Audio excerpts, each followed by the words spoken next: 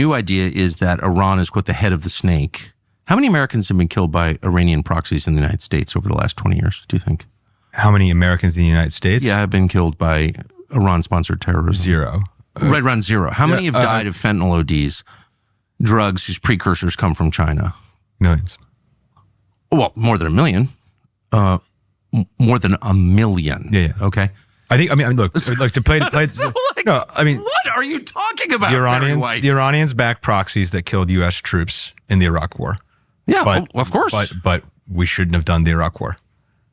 Well, Iran took over Iraq because we took out Saddam Hussein in a majority Shiite country. I happened to be there for that, and even I, as a 33-year-old moron, was like, "Wait a second! Just a basic interest in demographics. Like, isn't this going to go to Iran now?"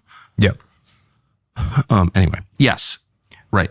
But I just find it amazing that there's been no public conversation about whether or not the United States should go to war with Iran. There's been no case laid out. At least in 2002, they had the decency to lie to us in a pretty complicated, sophisticated way about weapons of mass destruction. Now it's just like, shut up. You're anti-American if you ask questions.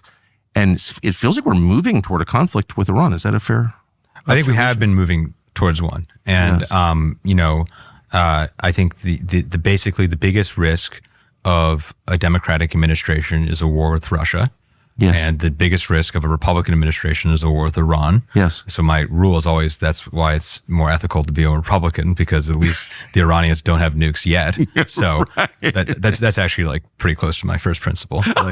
Like just outright. Well, you've simplified it, haven't you, Kurt? Okay. But the Iran war would be still like the worst and like not something that we should pursue.